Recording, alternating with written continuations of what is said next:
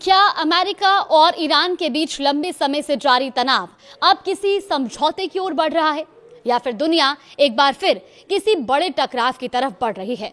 इन सवालों के बीच white house में हुई एक अहम बैठक ने पूरी दुनिया का ध्यान अपनी ओर खींच लिया है।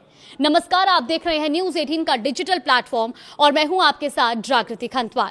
देखिए, अमेरिकी राष्ट्रपति डोनाल्ड ट्रंप ने शुक्रवार को व्हाइट हाउस के सिचुएशन रूम में अपनी शीर्ष सलाहकारों और वरिष्ठ अधिकारियों के साथ करीब 2 घंटे तक बंद कमरे में चर्चा की।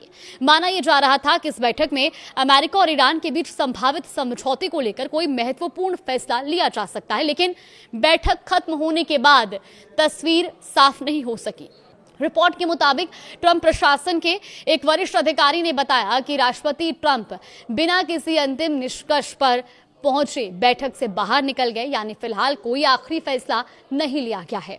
अधिकारी का यह भी कहना है कि ट्रंप केवल उसी समझौते को मंजूरी देंगे जो उनकी तय की गई रेड लाइंस पर खरा उतरे और ईरान की परमाणु महत्वाकांक्षाओं पर प्रभावी रोक लगाने में सक्षम हो।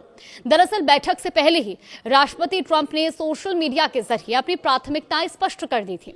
उन्होंने कहा था कि किसी भी संभावित समझौते की प्रमुख शर्तों में होर्मुज स्ट्रेट को अंतर्राष्ट्रीय शिपिंग के लिए दोबारा खोलना शामिल होगा।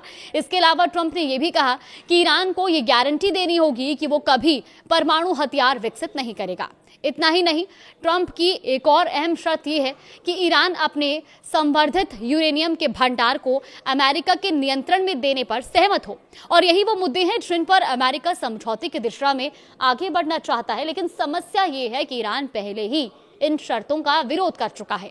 अब ऐसे में दोनों देशों के बीच किसी व्यापक समझौते तक पहुंचने का रास्ता अभी भी आसान नहीं दिख रहा, और यही वजह है कि कूटनीतिक कोशिशों के बावजूद अनिश्चितता बनी हुई है। हालांकि हाल के दिनों में कई मीडिया रिपोर्ट्स में ये दावा किया गया था कि अमेरिका और ईरानी वार्ताकार एक शुरुआती समझौते के काफी करीब पहुंच चुके हैं, और इन रिपोर्ट्स के मुताबिक प्रस्ताव ये था कि मौजूदा संघर्ष विराम को 60 दिनों के लिए बढ़ा दिया जाए और इसी अवधि के दौरान ईरान के परमाणु कार्यक्रम को लेकर विस्तृत बातचीत जारी रखी जाए।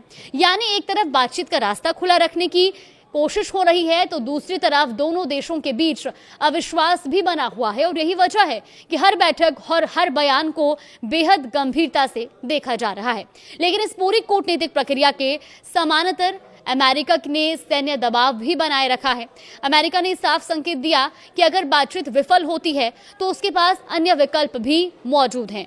दरअसल अमेरिकी रक्षा मंत्री पीट हेगसेथ ने सिंगापुर में आयोजित शांग्री-ला डायलॉग के दौरान इस मुद्दे पर बेहद स्पष्ट संदेश दिया।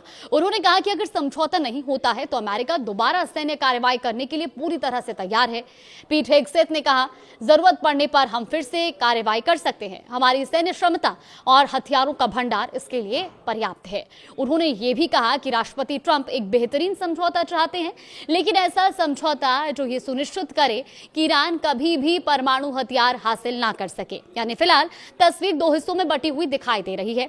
एक तरफ बातचीत, समझौते और कूटनीति की कोशिशें जारी हैं, तो दूसरी तरफ सैन्य दबाव और कड़े संदेशों का सिलसिला भी जारी है। अब सबकी नजर इस बात पर टिकी है कि क्या अमेरिका और ईरान किसी साझा रास्ते पर सहमत हो पाते हैं, या फिर मतभेद इतने गहरे हैं कि बातचीत आगे बढ़ने से पहले ही रुक जाए। फिलहाल व्हाइट हाउस की बैठक किसी नतीजे पर नहीं पहुंची है, लेकिन इतना तय है कि आने वाले दिनों में इस मुद्दे पर दुनिया की नजरें वाशिंगटन और तेहरान दोनों पर टिकी रहेंगी।